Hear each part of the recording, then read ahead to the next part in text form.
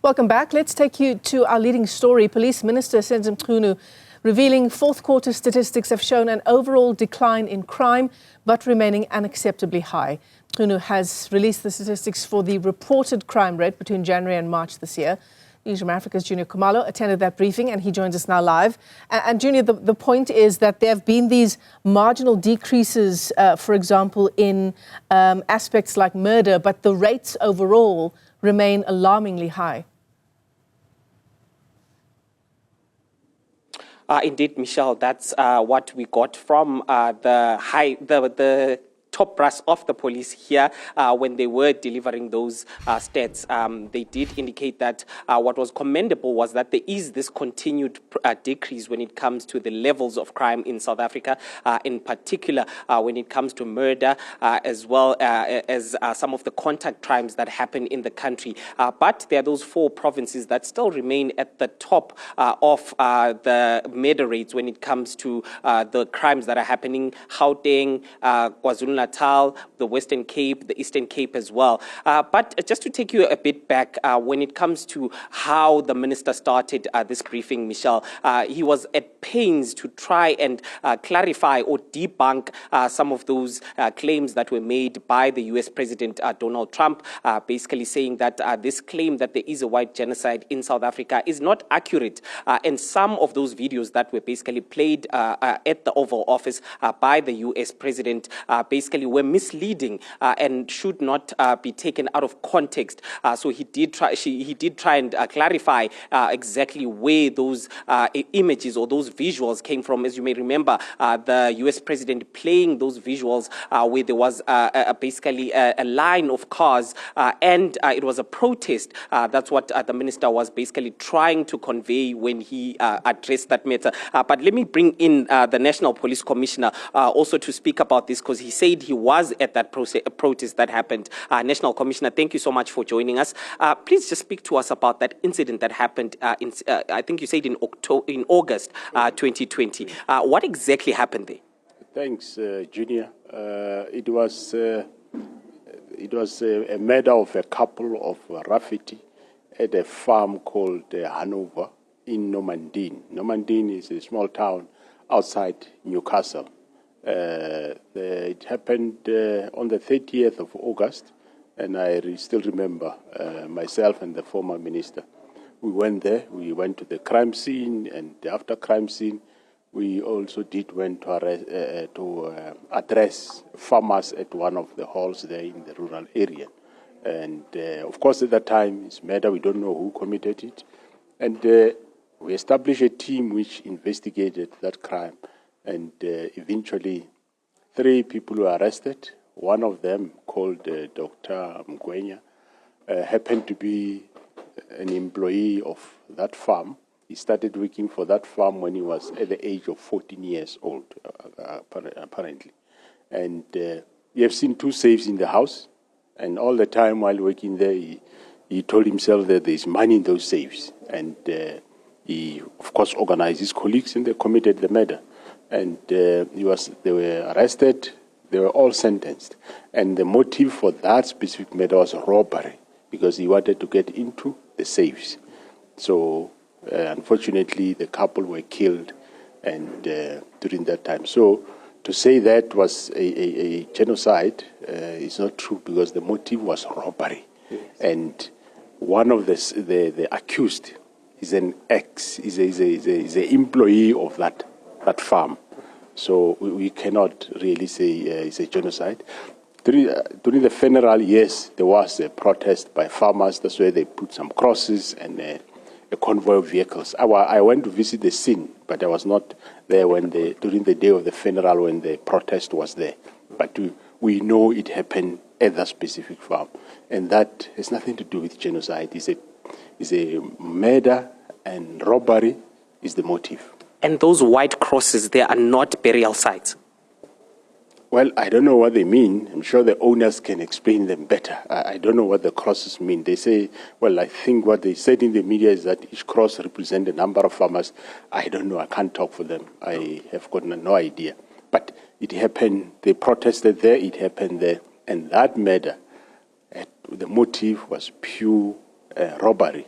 And what I would like to emphasize that in as much as police we can do more, but there is no way we can prevent crime between an employer and an employee. And that surely I don't think anybody expect us as police to can get in between there. Okay. Unless we get intelligence that that's going to happen, then we responded. Okay. Yes. And just the farm murders that were announced during this period that was being tabled by the minister, there were 6 murders that happened, and there was only 1 white individual, according to the statistics that we received this time around.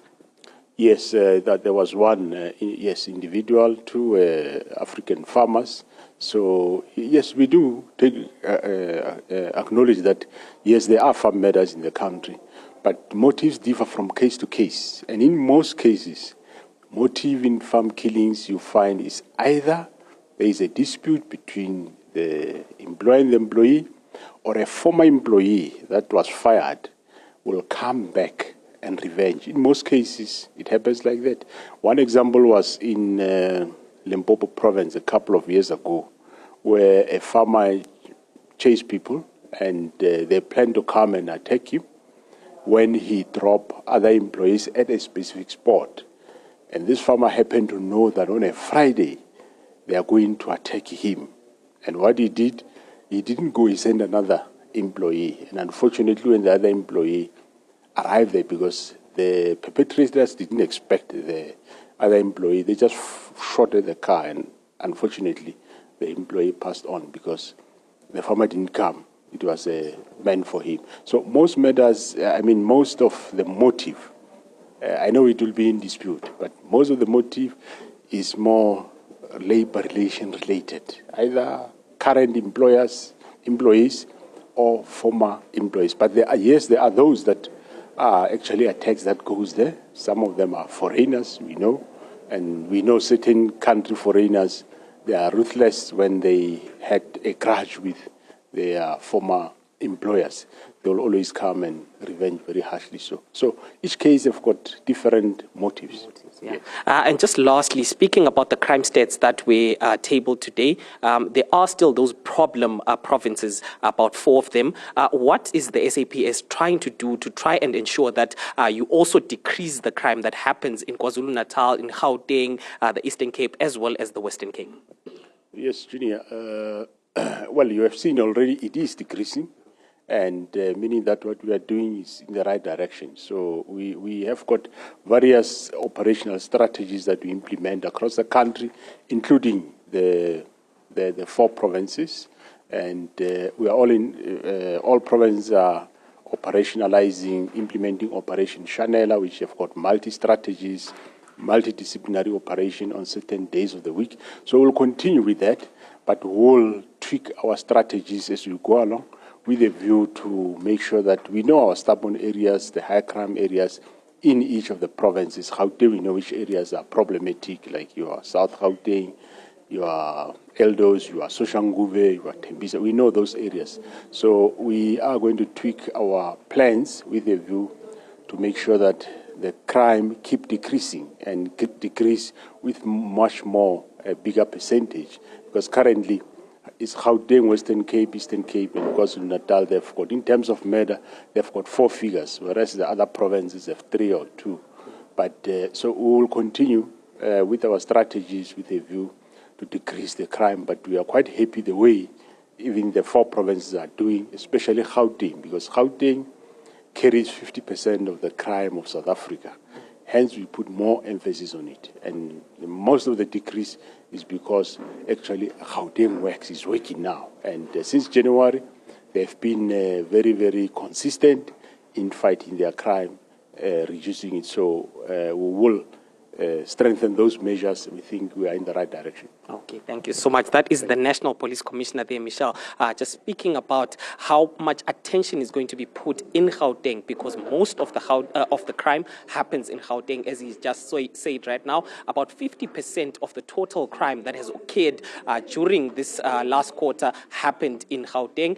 So a lot of attention is going to be put by the police there, but also him just clarifying some of those or debunking some of those those utterances that were made by the President of the U.S., especially when it comes to the allegations that there is a white genocide or that there is white farmers that are being attacked in South Africa, saying that this is not quite true because some of these cases are basically former employees coming back, whether with the motive to steal or to fight with their bosses, Michelle.